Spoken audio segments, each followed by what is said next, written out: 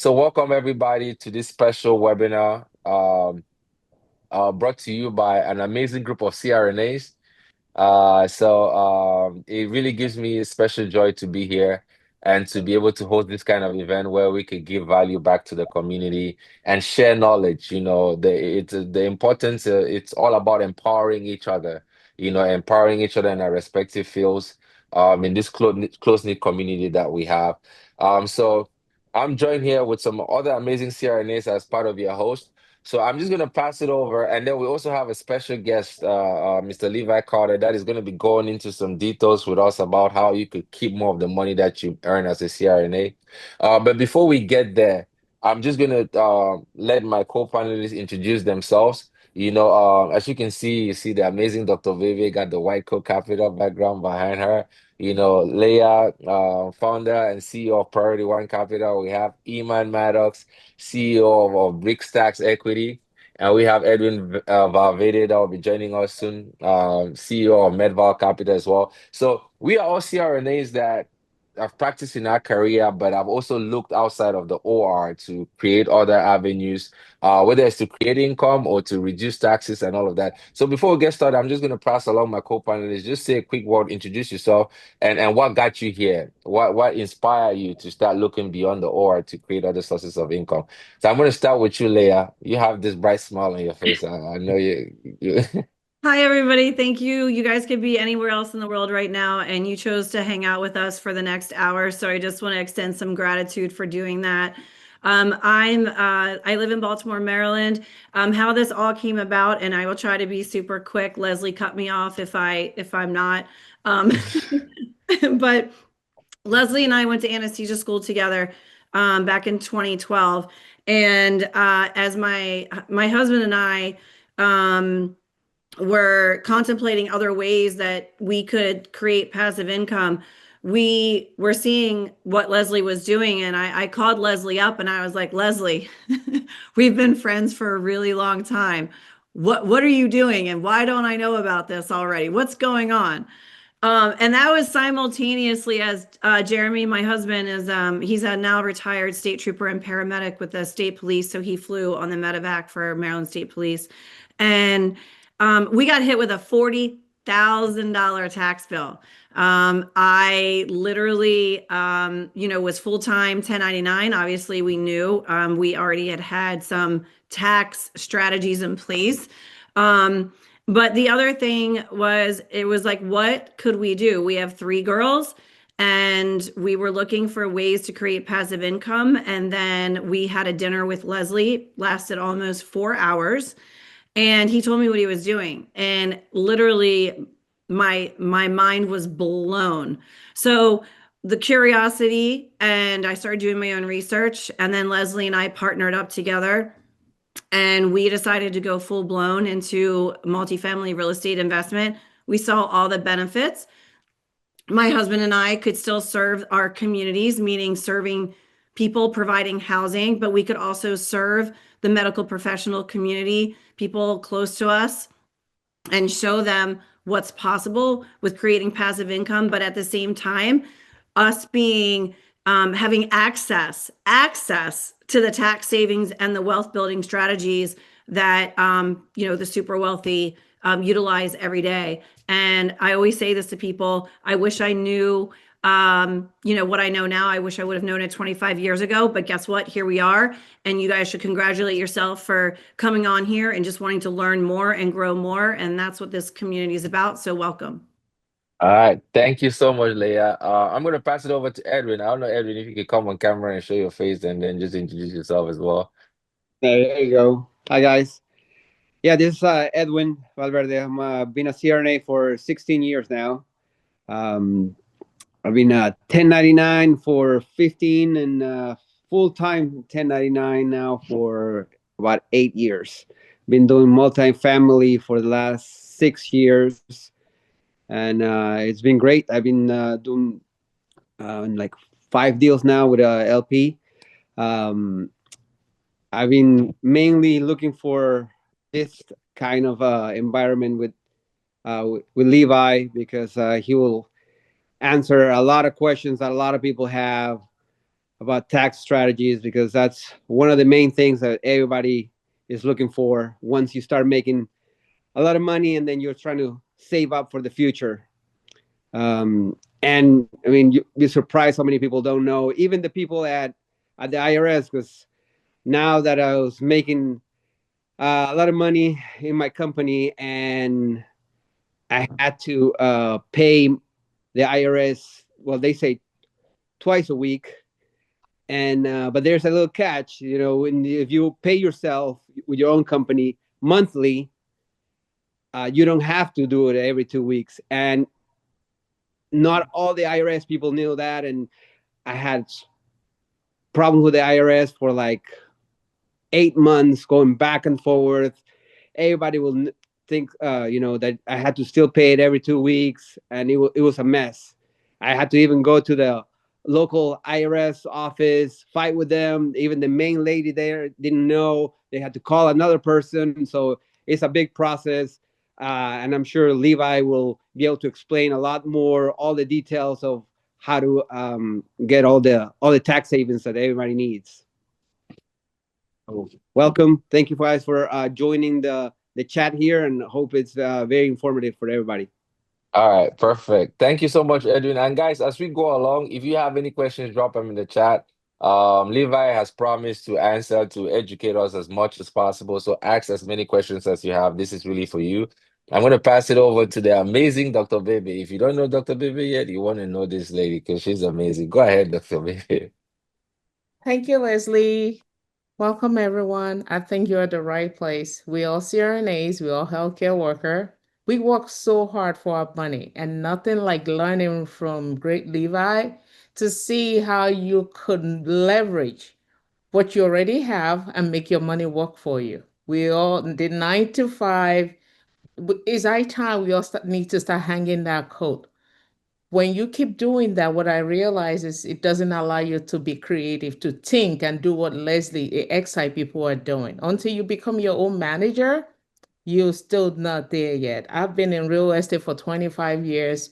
Right from the beginning with XSITE, I've always been the chaperone, but never took the, the big leap until they both tracked me down, Leslie and like, Bebe, what are you doing? You need to jump on this bad wagon. So, like Betty, we've done duplexes, triplexes. My husband and I done a lot of condo. We flipped, we do all kind of stuff. But now we're in the multi-unit business with XSITE. Leah, Edwin, we're glad to be here. And everyone that knows me knows I'm ready to share. I want to bring everyone along. We work hard. Our money should work hard for us. So thank you for having us. All Thanks, Leslie. right. Oh man, that's amazing. Iman, the man himself. Come on, brother. What's up, man? Let's go. Love these things. All right. Well, yeah, man, I got to follow all these great people, Leah and Edwin. And I'm just the little dog on the block. Like let's say, my name is Iman Mattox. I've been a CRNA not 16 years, but like 15 months. But I've been 1099 from the beginning. Got out of school, and I had some good mentors, and they were like, "Yo, don't even do, W-2. Just get into the game as fast as you can. You got the skills." So basically, I went out and just went to the CEOs of the hospital and was like, "Hey, I want to work for you guys," and I got a bunch of no's, like 10 no's. And then finally, one of the CEOs was like, "Yeah, I'll take you." So anyway, so that's what I've been doing for the last 16 months. I've been in the real estate for about 4 years now. I really got into it when I became a nurse, which was in 2019. I always knew I wanted to be a C. Well, I was a teacher first, and then I had a buddy who was a CRNA, and then when I was a nurse, I bought a couple of rental properties. And what really happened was when I started to work and make money. Well, let me say this too, and I know this is probably not politically correct. It is, it isn't. But when I used to hear like Donald Trump and Ross Perot and these cats like, "Oh, I'm not paying no taxes," and I was like, "How are they not paying no taxes? What they doing? I'm trying to do that." What does that look like? But over the last couple of years, when I was in school, I kind of saw Leslie, and I saw him on LinkedIn. I wasn't on there, but I saw Leslie on LinkedIn, and I had some properties already, and I kind of saw them grow. And, honestly, I got on a call with Leslie maybe like 2 or 3 months ago, and it really, Leah was like, it took, they were there for like 6 hours. Me and Leslie talked for like 15 minutes. And I told him what I was doing. I was like, oh, we have these problems. I'm doing this. And he just kind of told me, and I was like, what? And he gave me this little bit of game, and it was a wrap for theirs. It was a wrap for them for that. We just started our company, Brick Stack Equity, and like Leah said and Dr. Bebe said, as 1099 contractors, trying to, it's not how much money you make. We can make tons of money, but it's really how much money you can keep. And a lot of that comes down to education. How can we educate ourselves and be around other folks who are doing what we can do? And that's how I was kind of drawn to this, and still drawn to this. I'm really new into the game, but really drawn into it because having a mentor and having folks that have done things before you, it really makes it easier for you. There's why reinvent the wheel when you got Levi, who I don't know, but I'm really excited because if you can save us some more money, then that's what it's about, and then giving the knowledge on to everyone else. So I'm just happy to be here. I'm grateful to be here. I'm ready to do it. And yeah, let's go. All right, amazing. Iman is amazing. You have some amazing group of people here, and I'm Leslie Awasom. I'm a CRNA myself. Been a CRNA for 10 years. When I started working as a CRNA, I wanted a little bit more. So I got immersed myself into financial education. Special gratitude to my friend and mentor, Mrs. Chris Scott, who kind of guided me in that path. And I started reading books on business and financial education and realizing that there's a way that you could structure yourself in the economy where you get to keep more of the money that you make in your pocket. And I took the right steps 8, 9 years ago towards building that. And in my last year of practice as a CRNA, I made the most money that I ever made as a CRNA, and I paid zero taxes just by following the guidelines that were provided, the same rules that are available to everybody out there. So if anybody knows me, I've always been passionate about sharing knowledge, learning and sharing the knowledge with other people. When I started off as a CRNA, I wish we had a community like this where we could come in unfiltered and share knowledge and learn from each other. So that's the whole idea of this conversation that we're having. And I know this is not going to be the last conversation that we're having. That's why I created the platform called the Empowered CRNA. So I met this amazing gentleman, Levi Carter, at the ANA Congress, and just from talking to him for like 2 minutes, and like, yeah, yeah, yeah. And he was just giving me answers on a lot of answers that I know a lot of people in the CRNA community want to hear. We've gone on the forums, we hear all these questions about taxes. Everybody is asking questions. Everybody is coming and bringing in their own insights from their own experts. So why not bring somebody that's an expert where we could ask those questions to directly and see how we could learn from that. So without further ado, I'm not the expert here. I'm here to learn as well and to learn some other things that I could add to the what I've already learned. So I'm going to pass it over to Levi, and he's going to introduce himself and take us over. And guys, drop your questions in the chat. We're going to answer those questions at the end. Go ahead, Levi.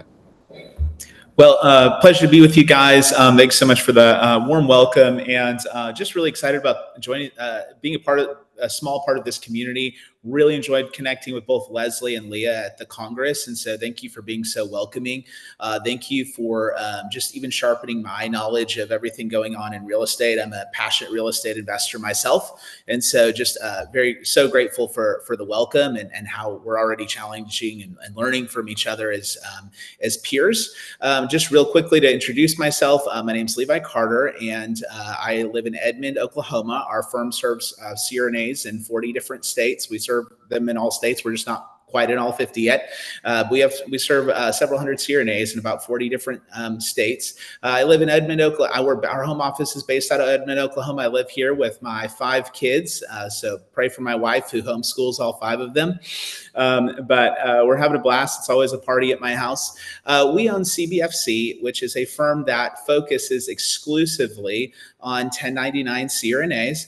I will say the W-2 CRNAs that we serve are an important important part. But even then, what I would tell them to do is we're starting a business. If you're not going to be a 1099 CRNA for whatever reason, we're going to start a business. If you're worried about tax outcomes, you need those business planning levers. So maybe it's a spouse starting a real estate investment company on the side or whatever it is. So we run that firm, and we also run a firm own a firm called Fisher & Company that focuses on 1099 MDs, as well as focuses on complex real estate clients, construction, and trade. So there's a concentration there and focus in real estate in that other firm.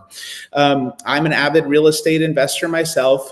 We participate in syndications. We've done syndications of our own, but we also own our own portfolio of Airbnbs and some commercial real estate. So always excited to share in a community that's about real estate. But finally, as an introduction, I want to tell you the most important part of my story, which has nothing to do with taxes or accounting or CRNAs.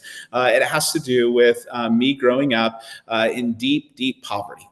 And one of the things that I'm most passionate about is giving people the tools and the education that they need to create a generational wealth story and change future generations. And so if saving you $50,000 a year in taxation will create a generational wealth experience for your grandchildren, that's where we are most excited and most passionate to serve. So here's what I want to do to move through this quickly so we can spend the most time in dialogue where you guys want to spend it. I want to go over tax savings for CRNAs in general, and I'll tell you how I'm going to do that in a second. And then I want to do 10 minutes at the end of the presenting time, so maybe 15 to 20 minutes on tax savings in general for CRNAs. And then maybe the last 10 minutes of the presenting time on specifically, because this is a real estate community on real estate, some real estate tax planning levers. And so how I want to do this first portion is something that we're doing right now with all of our clients. We have formal fall tax planning sessions, and I picked an actual client off of my calendar that we're going to do a formal fall tax planning session next week. And I've mostly prepared for that session. And so I'm going to change the name of that individual in case one of you is friends with her. And we're going to go through her profile, and we're going to do her tax planning session together. And in the context of that session, we're going to look at a lot of the tax planning things that are available to her situation. So we're going to call my client Brianna. She's a wonderful person, very successful, and she is a locums CRNA that is a high earning CRNA in the state of California. So she's not, at your kind of median income. She's going to make over $550,000 this year gross in the, of course, high tax state of California. She is married, and she has an older child, and she has two older child meaning over 18, and she has two younger children under the age of 18. So she's in married tax brackets. She is a first-year client with us, so this will be her first fall tax planning session with us. So the first thing we're going to do is talk her through the framework that we do tax planning in. Okay, now the first part and how we frame these sessions. The first part's real boring. We are going to go to our biggest planning levers first. We're going to work biggest to smallest because your big financial decisions, they're going to take longer to plan out. You're going to have a larger amount of liquid available cash. And then the easier planning levers, a lot of times we can execute those in November. They don't require as much planning. So in this session, we're going to work from biggest to smallest. And then the second framework is more important. It's what I call the three tiers of tax planning. So here is top tier tax planning. Top tier tax planning is where I can do something with my taxes and I keep all of my money. Okay, so a great example of this is filling out that little piece of S-corp paperwork that can save you, $14,000 a year. That's top tier tax planning. I didn't spend my money. I kept all of my wealth and I used the tax code to simply pay less in taxes. That's top tier tax planning because it prioritizes wealth building. Okay, that's huge. Okay, medium tier tax planning is business reinvestment. CRNAs have this less than normal operating companies that have a bunch of fixed costs and a lot of other costs. But an example of this for a CRNA might be getting a special certification that they've got to travel for or take a month off for, but they know maybe they can make $100,000 more per year once they have that. That would be an example. Okay, then we're gonna move to from top tier tax planning. How can I keep all of my money and use it for continued wealth building? Then we're going to move to medium tier tax planning, which is where my money leaves. I'm investing in my future. I'm investing in my business, but in the short term, it's going to come back to me with a return on investment. Okay, and then the last thing is what I call bottom tier tax planning, or what I jokingly refer to as buy a truck tax planning. Okay, I'm going to buy a depreciating, not the fun depreciation with real estate, but meaning going down in value, making me poorer. I'm going to buy a depreciating asset and it's going to make me less wealthy over time, but I will pay less in taxes. So yes, I traded, a $20,000 tax bill for a $50,000 debt. I don't know if I really moved myself financially forward. Now, if you are in the highest income tax brackets, you will have room for all three, but you want to do them in the right order. If I have a CRNA that's in a low rate state that may only be making $280,000, I don't think you should be living too much at all. Maybe every other year there might be something in bottom tier tax planning. I want you to be in top or medium tier tax planning, where we are focused all of our energies on building wealth, not just evading taxes just for the sole sake of not paying money to the government.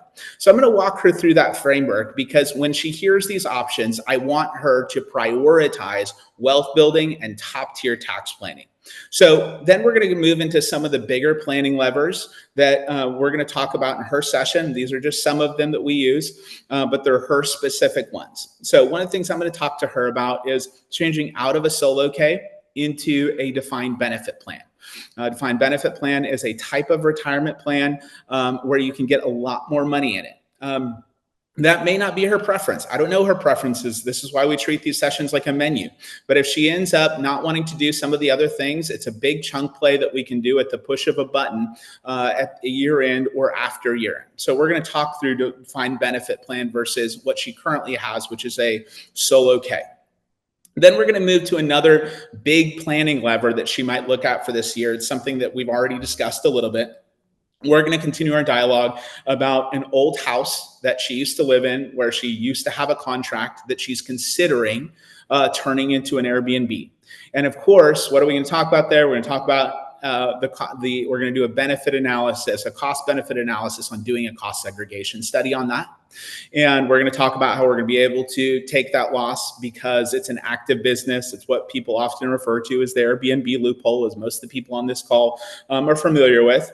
But that home has significant costs, and we're going to talk about how much depreciation that might spit out. In the case of this property, it is an expensive home because it's in California, but a lot of that value is in the dirt. So it's not going to depreciate like the house of the same cost in Oklahoma would, which would probably be a brand new house where the value's in the structure.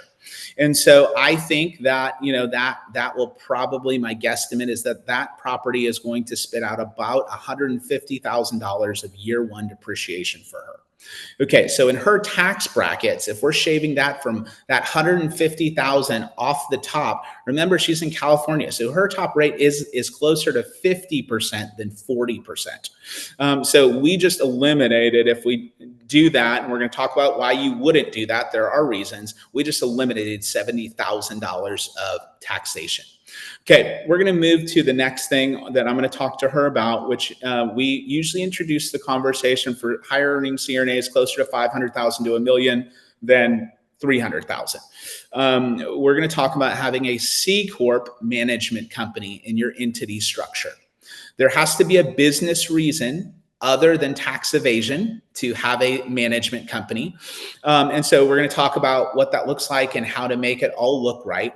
But for someone in her brackets, this gives her an opportunity. It's almost like a savings or investment account that's not tied up till you're 59, to chunk a couple $100,000 of her excess cash inside the C Corp. It can be invested from the C Corp in whatever she wants, so it's not dead money.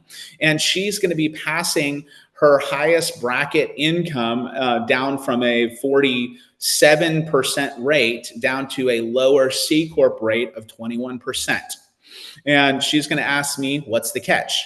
And I'm going to tell her that it's a little different managing a C Corp than it is an S Corp. And so we want to talk about how and when you can pull money from a C Corp, because it's not the same as an S Corp. So there's pros and cons, but that's going to be another sort of big chunk play planning lever that I'm going to put on the menu for Brianna to choose from. Okay, then we're going to talk about a really, really important one, especially, she's not single, but especially for a single CRNA, which is QBI income thresholds. If you've been a 1099 CRNA, you have been richly, hopefully, benefiting from qualified business income deduction.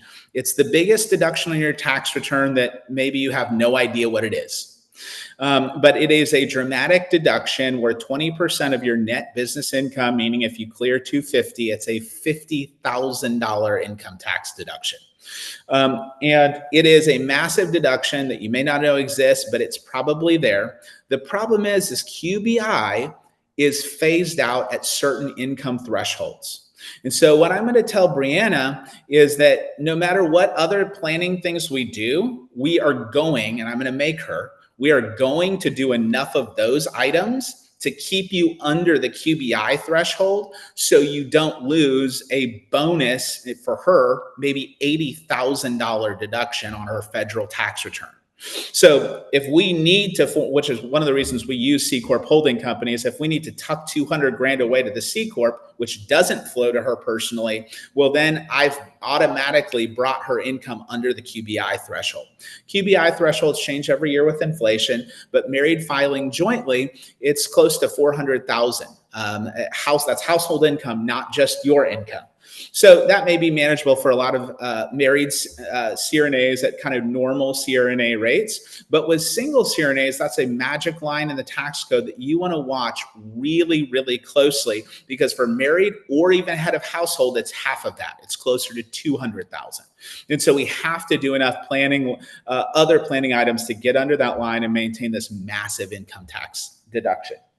So then we're going to move on to some easier ones. She's going to pick from the menu on the bigger ones, and we'll kind of go over that at the very end for 60 seconds on how that sort of choosing process might look. Then we're going to move to, okay, what are the simple things that we're going to do every year?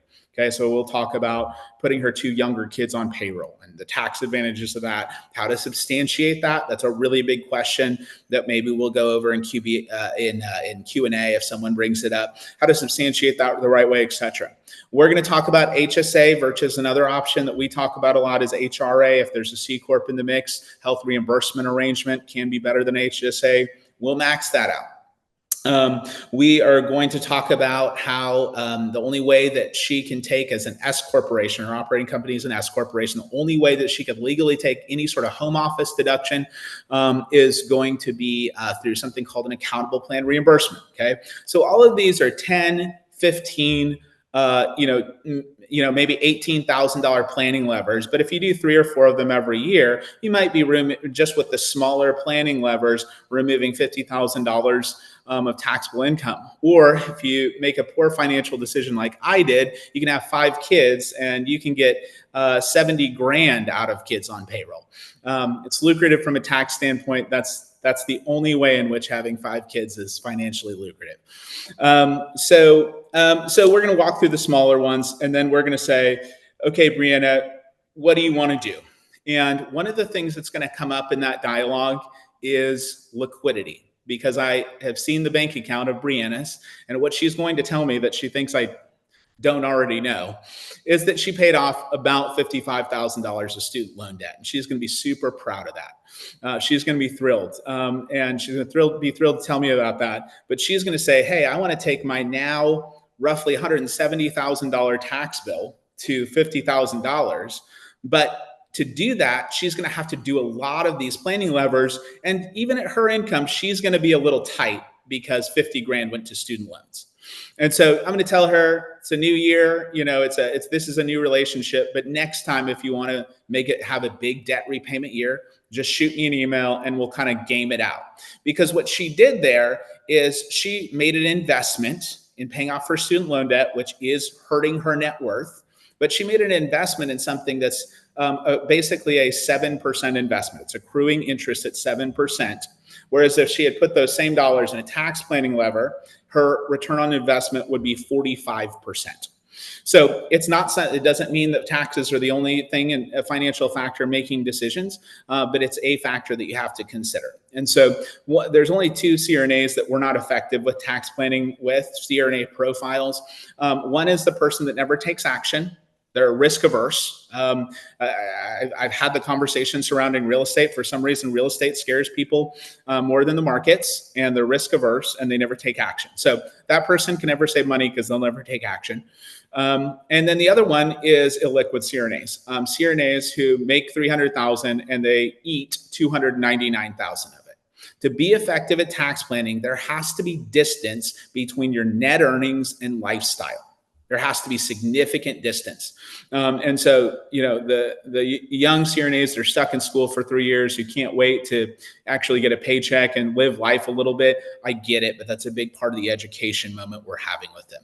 So that's some of the planning levers we might talk about in a session. And those are some generic ones, some real estate, some not. But since this is a real estate community, I kind of want to land the plane for 5 or 6 minutes, just talking about the real estate planning levers that we might go through.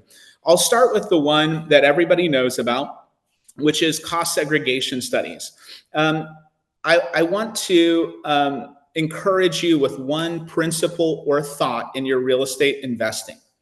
In your income tax brackets, you have to be disciplined in the asset classes that you invest in. I'm telling this to real estate investors, CRNAs or not, all the time. If they're a high earner, you have to be disciplined in the asset classes that you invest in to make sure you and your brackets are investing in transactions that are going to have a high tax ROI.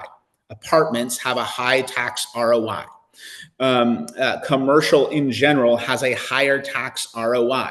New construction single-family rentals have a significant tax ROI compared to any other type of single family. If it's a 20-year-old house, it's going to cost segregate wildly different than new construction rentals. Higher end Airbnbs is going to work great.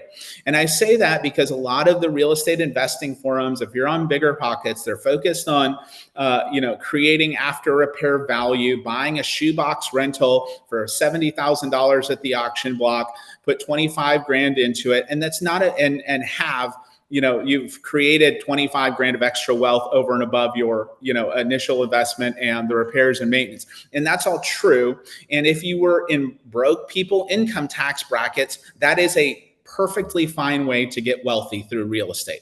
The wealth building side is perfectly functional. It has some problems on that front too. But overall, if you do it well, that's a perfectly great way to build wealth. You are not in broke people income tax brackets. So one of your biggest, greatest upfront cash on cash return on investment metrics will be year one tax savings. And so when you're shopping a passive investment like a syndication, you want to know how much does all the syndications are going to do a cost segregation study, but you want to get a benchmark metric from those syndicators. And you want to say, for my dollar of investment, how much depreciation loss am I going to get in year one, and then years 1 through 5 is an important metric through. Okay, so let me tell you what that $1 would get you with a shoebox rental. It would get you about 20 cents of year one depreciation loss.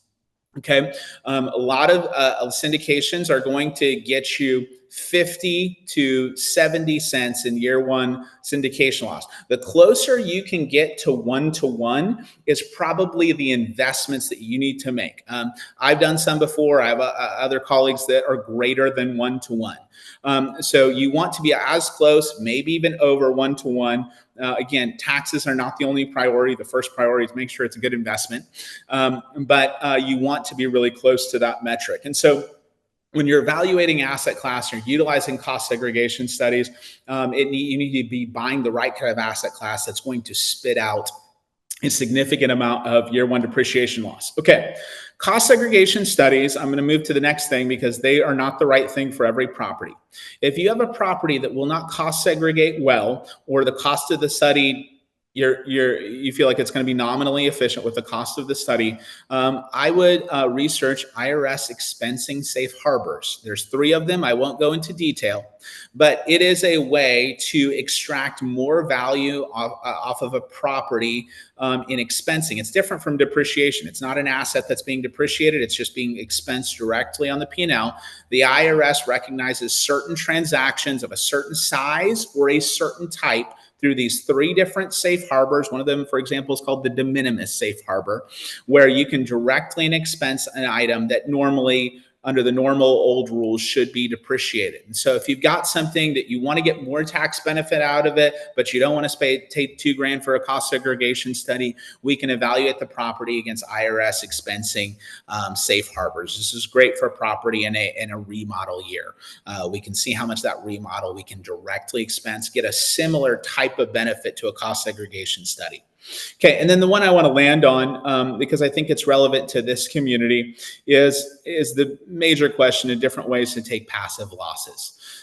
So we're, again, going to present this like a menu, and we're going to evaluate this. In the case of Brianna, we would evaluate this against her situation. Some of these will work for some and not for others. The one that's always talked about is real estate professional status. So I have CRNAs that actually qualify because real estate's such a big part of their world. Now they work part-time. They're still practicing, but now they work part-time. So we have CRNAs who do qualify for that. And then we have other CRNAs that have non-working spouses. They have non-working spouses, or spouses, I should say, who don't work outside the home. We can make that spouse involved in that business and qualify the spouse as a real estate professional status. A lot of CRNAs don't have either of those going for them. So then I'm going to move to my next option. We're going to look at making the spouse a passive partner in the anesthesia entity. What that's going to do is it's going to send a lot of their household income to a passive, it's going to become passive income, where they have this suspended passive loss from a real estate syndication that they made that's going to eat that portion of their CRNA income and make it tax-free. That's probably maybe the most common one that we use. Okay, I'm going to move to another menu item. It's called active real estate investor status. It is not real estate professional status. It has a lower threshold to qualify for. And if we're doing it is income based. So we have to be doing a lot of other planning that year for a CRNA to get them under a certain income line to be able to qualify for active real estate investor status. And in that status, you can take up to $25,000 of passive losses against your ordinary income. For high net worth CRNAs or very high earning CRNAs, there's a complex trust strategy that we can look at. We can create a trust for the kids, and I won't go into detail on that one because there's no 30-second way to explain it. But it's just to illustrate that there's a menu. And then finally, we're gonna look at, okay, if none of those were to work or be right for your situation, what's a real estate investment that is an active business that's going to produce an ordinary loss, like an Airbnb, like a car wash, etc. And so we're going to move through those menu of items. I would say it's 1 in 10 real estate investors that are CRNAs where we're not able to take a passive loss, a significant passive loss from any type of real estate investment. So lots of options there. But just wanted to kind of go over that list, and we can open it up for Q&A, and I'll turn it back over to Leslie. All right. I hope you guys got that. I hope you guys were taking those like I was. But one of the things that I've noticed with a lot of tax experts is sometimes they get so involved in the knowledge and spitting it, then it just goes over the top of our head. And I'm like, what does that mean? So now is the moment to ask some clarifying questions. If you have like any specific questions to your own specific case, please ask Levi so we can all learn from. There's one question that came in the chat from Iben Banu. Does Levi's firm provide services outside of his home state? That was the question. Yes, we work in all the states. All right, great. And somebody had their hand up. I think it's Karina. Karina, you had a question. Adi, is Karina able to talk or? Yeah, I can. Just looking into it. Give me one. I just allowed her to talk. If you want to speak up, Karina, go ahead. Levi, they're asking for your contact info, so drop it. Levi is going to drop his contact info. Anybody that needs to reach out to Levi, you just reach out and reference that you attended the webinar. Leslie, there are questions in the Q&A. In the Q&A, I'm technology slow. Thank you. So question, does the property have to be an Airbnb to have a high cost segregation? Yeah, so the principle to understand is that if you wanted to spit out a lot of depreciation, the cost has to be in the structure, not the dirt. So you could have a high-end property, but it's because it's in Laguna Beach and it's because of the dirt that it sits on. If it's 40 years old, it may still not cost segregate. Most of those value dollars are going into the dirt. And so what the stuff that spits out 100% year one depreciation is 5-year property and 15-year property. So let me give you examples of those. And 7-year property. Furniture in an Airbnb is 7-year property. A pool, so think nicer Airbnb, is 5-year property. Land or 15-year property. Landscaping is 15-year property. So what I'm describing is a nicer property. So just by making it an Airbnb, that doesn't make it cost segregate well. It's more having more light fixtures or 5-year property. If it has more of those 5, 10, 5, 7, and 15-year property, we can depreciate it. So commercial is not, any type of commercial is going to naturally have that. I just did a self-storage cost segregation last year, and there was hundreds and thousands of dollars of just concrete. And just the, not foundation underneath it, but just massive parking lot space. So all of that concrete was 15-year property, and it was all 100% bonus depreciation. Or last year it was 60% bonus depreciation. And so it's the components in the property. Generally, newer construction is going to do better. Higher end Airbnbs and your commercial assets are going to do better. All right. And then Fedna asks, what do you recommend over solo 401k? She said, I do like the SEO IRA because it's easy to convert to self-directed IRA to invest. Any thoughts on that, Levi? I have so many thoughts on that. I'm going to try to keep it brief, though. Generally, for 90% of our CRNAs, a solo 401k is the right vehicle. The SEP has some limitations, and the main reason that a solo K is going to be the easiest way to get a massive amount into the plan with the most limited amount of payroll taxes is because if you choose to be an S corp for other tax reasons like keeping QBI, that comes into play later. We can talk about that on a different webinar.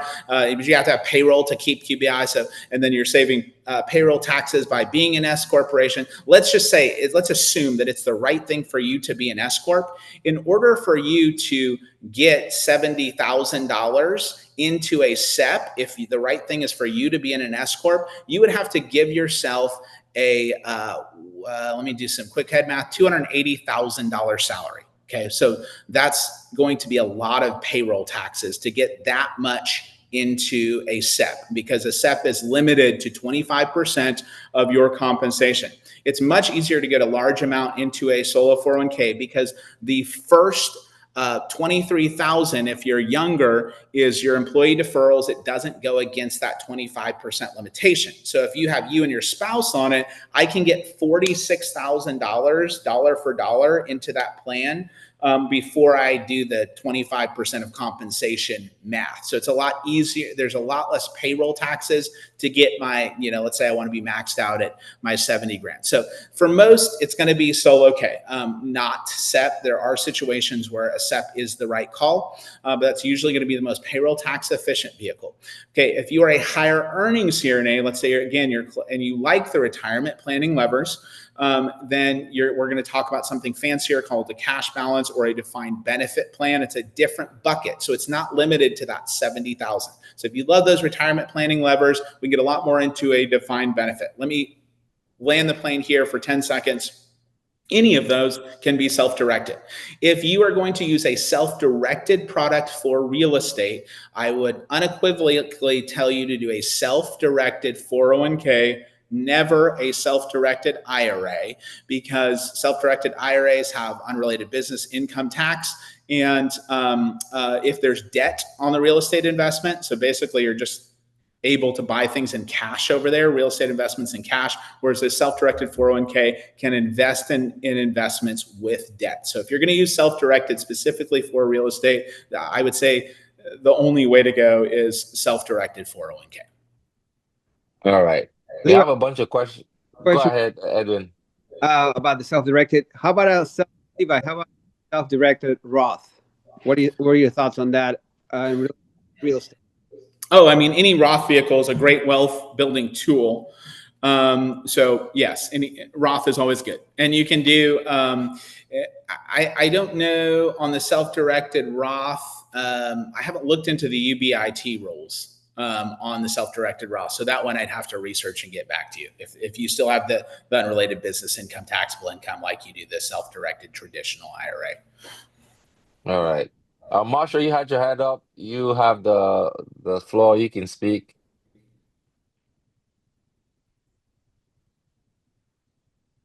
Marshall. If not, go ahead. No, that was by mistake. I have my hand by mistake. Okay. Yeah. All right, no worries. Other question from Dorothy. I got 3 brand new townhomes in 2016. Is it too late to do a cost segregation study and additional deductions? It is not too late. There is a way to catch up depreciation called a Form 3115, which is a change in method of accounting form, and you can catch up missed depreciation on your next tax return. That is in your case, that's the only way to do it because you can't amend that far back. Now, I will say that going that far back, you're going to fall under the bonus depreciation rules of that era, which I believe are limited to 50%. So it's not going to be quite as fun as cost segregation on those same units today, but it will spit out definitely enough to make the study worthwhile. That's good. And I'm glad you talked about the different eras because one of the reasons why we thought this webinar or this presentation on education is very important is because of the changes that are happening around us. And a lot of what I see in our medical community is like a lot of us don't even know how we could capitalize on it, right? So as you can see, Dorothy, there's money. I'm sure there are a lot of you, if you look detailedly into your own income or your structure, there's a lot of money that is being left on the table. So that's why it's important that we educate ourselves and that we align ourselves with the right set of people to learn about this. Like of recent, the president just passed a law which is going to allow people to be able to invest in some of these assets using their regular 401k. I just imagine some of the things that will happen, like some of the other things that are going to be available to you for you to be able to use to build wealth. So it's important to continue to educate yourself about this. I have some questions, so I don't want to go too far off a tangent. There's another question from eBay. I'm thinking, so am I thinking this correctly? Assuming a 40% marginal tax rate, 100K depreciation deduction results in $40,000 back in my pocket? Yes, if that much of your income is at that highest tax bracket. So if you have hundreds and hundreds of thousands of dollars of tax planning deductions, as you do more and more of those, you're going to start climbing, stair-stepping down into lower brackets. So the savings might not be quite that dramatic. So you may kind of have an effective average of 32, if you're making, 400,000, you may have an effective tax savings average of closer to 32 to 35% on that whole 100,000. Because yes, maybe the first 50,000 is in the highest bracket, but not the bottom 50. And but yes, you're thinking about the math correctly. There you have it, eBay. You got $40,000 back in your pocket. And Amy asked, can you help someone just getting into 1099? Okay, I think that question is for you, Levi. Can you help like CRNAs because there are a lot of CRNAs that are transitioning into 1099? Can your firm help them? Yes, we can do all the setup for you. The biggest thing for you to do, we only sell the first full service package. So we do everything. We do your bookkeeping, payroll, tax work. We can get your entity set up on the front end. We are kind of a completely done for you version of that process. The biggest thing you've got to do is make the leap. And I would say my professional advice is you should do that a couple of years ago. If you've been practicing for a couple of years, that would be my advice on timing. I agree 1000%. I wish I was coming out of CRNA school right now. because back then 1099 was like tough. And another question from Ashton: if you are in the very beginning stages of the building wealth stage, what would be your number one suggestions for where within real estate to direct your energy? I'm so glad this question allows me to go back to top tier tax planning. I want you to only do in the early stages of being a high earner, high net worth individual. I want you to only do top tier tax planning. Okay, so real estate that's going to build you wealth. Throwing money in a solo 401k that's going to invest and grow. I don't want you to jump into buying an Escalade. That's a lot. Do that in 2 years.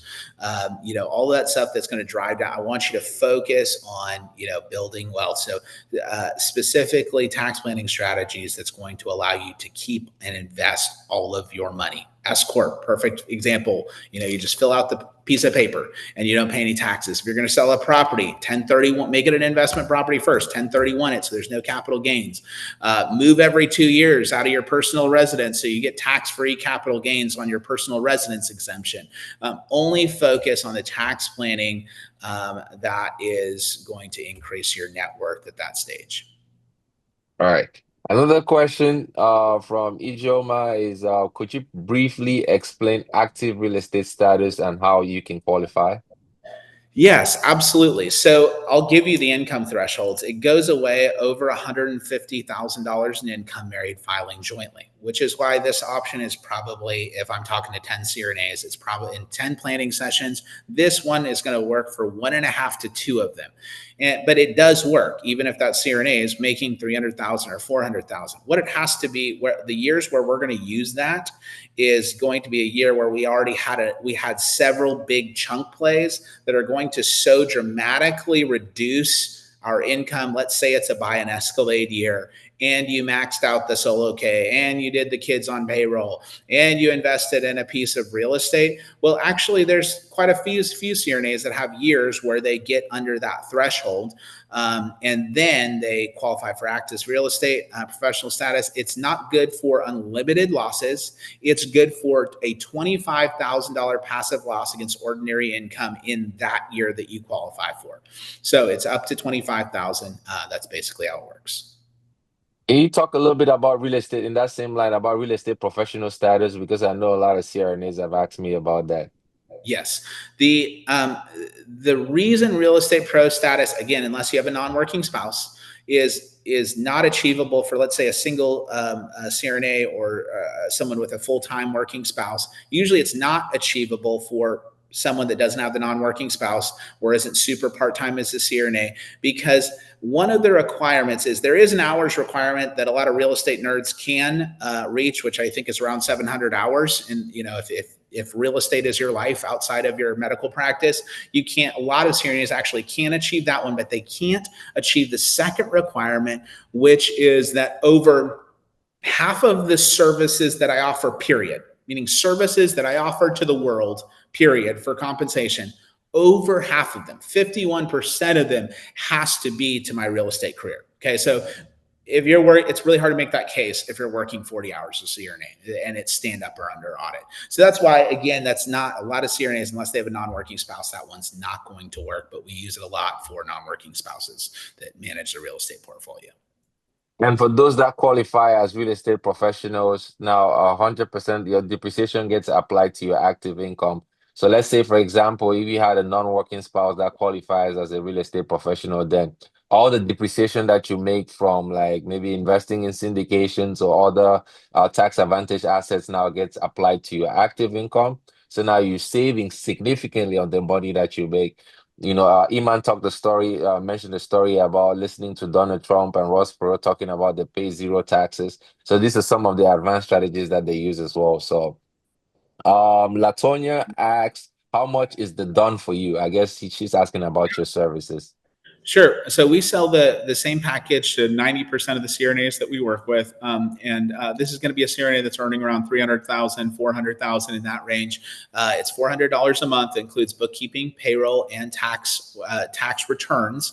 It also includes tax planning in two different ways: a formal fall tax planning session, as well as some discretionary hours that you can use on your own timetable. And it also includes tax representation up to a certain amount of hours. So if you're ever audited, it's included, where I get the opportunity to stand by my work. So that costs $400 a month plus an additional $800 at tax time. That includes your personal return. That includes the S Corp entity and everything else I described. There's a second business or second real estate entity. If it's a small endeavor, we might just bill hourly on that a couple times a year. So that would be separate. This would be for your personal return, the planning, and all of the activity like bookkeeping and payroll associated with that CRNA entity. There is another version of that plan that's $500 per month plus the $800 at tax time for CRNAs that are closer to $500,000 in revenue, because for those CRNAs, they tend to use more time on the planning and advisory front because taxes are even uglier for them. All right. And how much is, somebody asked, I guess in line with the same question, how much do you cost, or should we expect to pay for CPA or something like that? Does that include like CPA services, the fees that you're Yeah, so mentioning? that includes the tax returns, that includes the books for that entity, that includes payroll, and it includes all the planning. It's all in there. But I'll be honest about the range in my competitors. There's probably 5 or 6 of us that focus on CRNAs nationally. Several of those 5 or 6 are friends, and we kind of collaborate. A great option if you're a W-2 CRNA is a company called Blue Mark. And they've got a subscription for W-2 CRNAs that includes the tax returns as well as some planning for around, I think it's gone up a little bit, but it's around $200 a month. So that's a great option. They are raising their fees for 1099 CRNAs to be pretty much where we're at. So most of us are in that 5,000 to 6,000 range. Stoll CPA is one that focuses, at least regionally. I see them in several different states, and they're a little more cost effective for a 1099 CRNA. It feels like they're more like in the $3,000 to $4,000 range. So that's kind of the range. The 7. Again, this is just for your CRNA entity and your personal. It's not talking about if you own 2 apartment complexes on the side. I want to really appreciate you for doing that, Levi, because you just exhibited one of our core values here at XSITE Capital, which is the growth and abundance mindset. Our belief is that there's more than enough for everyone. It's not really about competing, it's about providing value to the community. And that's why we're here today. That's why all of us are on this stage sharing the knowledge. So I really appreciate you for doing that, because we care very much about the CRNA community, and we want to be presenting them with like the best options that they could use. Somebody said, can you repeat what are the tax advantage assets? Yes. What's going to spit out the most appreciation is going to be if you just love single family. And I actually still do, because I like the risk associated with single family. If you must do single family, then it has to be new construction. Okay. Second will be your higher end Airbnbs that have a lot of those fancier 5-year components like hot tubs, etc. Furniture, nice furniture, pools, nice landscaping. Okay, high-end Airbnbs, new construction, single family, apartments, great. Most commercial is going to cost segregate well. The only exceptions to any of those rules, if the structure itself is really old, it's going to dramatically decrease the efficiency. So if it's a falling apart 30-year-old self-storage facility, it's not going to give you the juice. Oh, and I'll give you my favorite two that no one knows about, that very few people know about, that actually you don't even have to do a cost segregation study because they are their own asset class. So this is more of a fun fact, is service stations, meaning gas stations and car washes. They are their own asset class under the IRS. And so you get to take 100% of them, other than the value of the dirt underneath, without even cost segregating, because the structure around the equipment is just considered housing for the equipment. So if you want to go buy 3 gas stations next year, you probably won't have to pay taxes for 3 or 4 years. And Thea and everybody else that's on the call that doesn't have the time to go do the work themselves, plug into the XSITE Capital platform, White Coat Capital, Medval Capital, Priority One Capital, Brickstack Equity. We all offer opportunities for you to be partners in like apartments where you're going to get some of that depreciation as well. So feel free to reach out to any one of us and get started on that end. Fedna says that's a great price. Ashton asks a question. Are there any big benefits to us as 1099 CRNAs with the new big beautiful bill that was passed?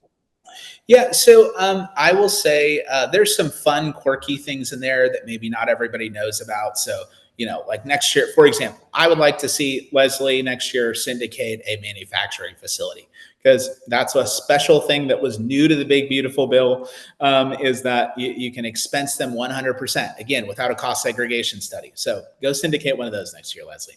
Good luck. I actually got one I could use your fundraising talents for.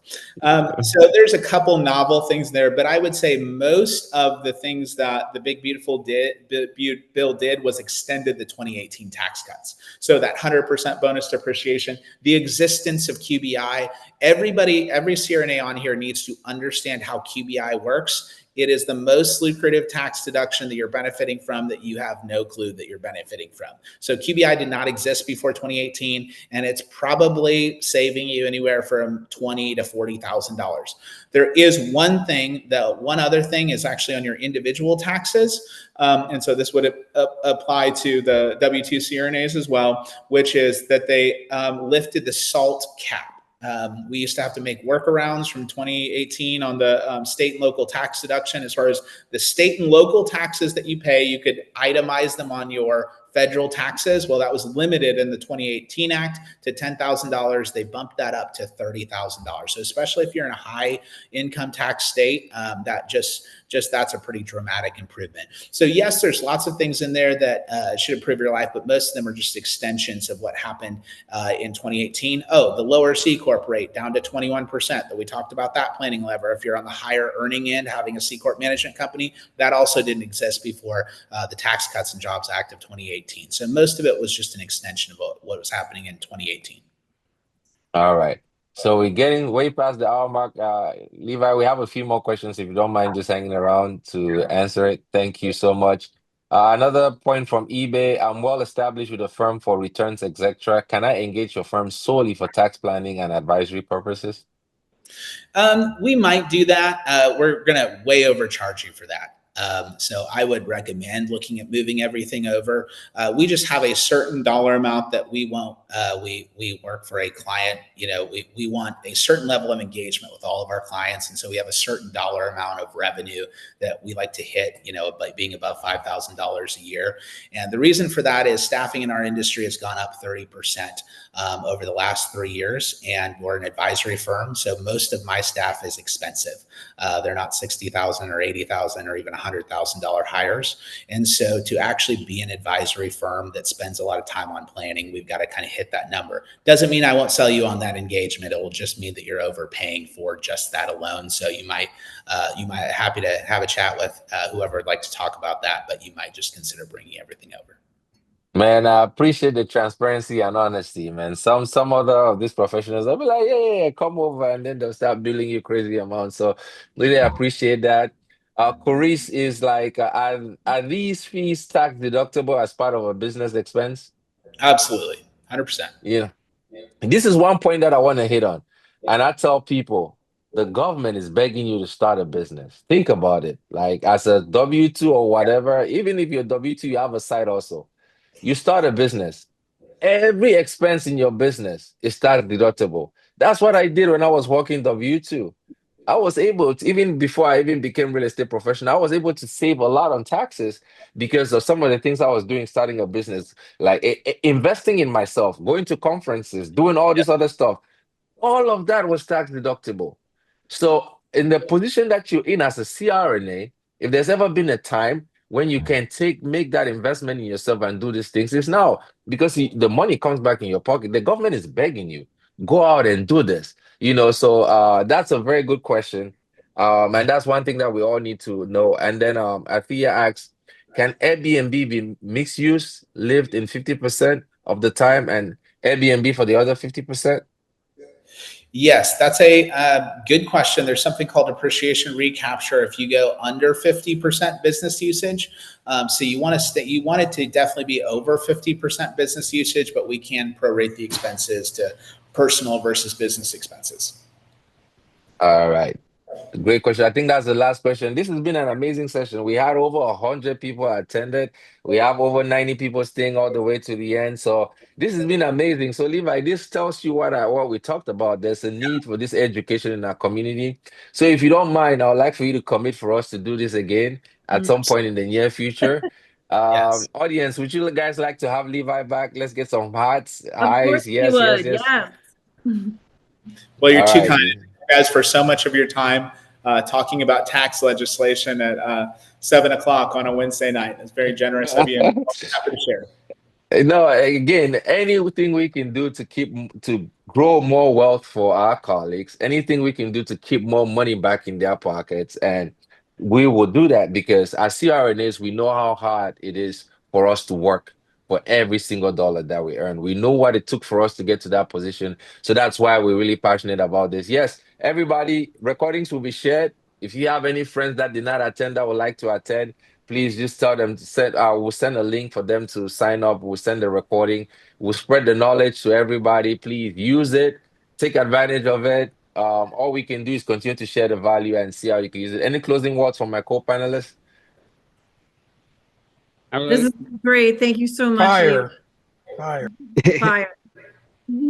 So great. Thank you, Levi, your time and Oh, for telling. guys, by the way, Leah, Dr. Bebe, Edwin, Iman, drop your contacts in the chat. Somebody asked for Iman's contact. Drop your contacts in the chat so everybody can have it. Guys, on social media, LinkedIn, wherever, follow these amazing guys. They're amazing. Let's keep growing. Go ahead, Dr. Bebe. Any final words? It's like there's never a time not to do this is now. Look at the big, beautiful bill. Look, leverage what you have. Let your money work for you. You have Levi, you have XSITE, you have Priority, you have Edwin, Iman, White Coat. This is our community that we want to build. And we have the number. Let's make it powerful. Thank you. All right. All right, guys. We'll hang around for a little bit so that all the context can be dropped in the chat. Levi, thank you so much. Everybody, thank you so much for joining. Reach out to any one of us if you have any questions. Again, I'm Leslie Awasom, and I'm Leslie Awasom everywhere you can search. Tanisha, you had something to say? Go ahead, Levi. Oh, sorry. I saw the question in one of the chats. My email and my Instagram is .co. So it's Levi at CBFC.co, Instagram CBFC.co. So it's not a typo. It's not .com. It's .co. And all these contacts will be shared in the follow-up email that comes out. And if you're watching this, you've not yet signed up to the Empowered CRNA newsletter, you sign up and let's continue to grow and learn from each other.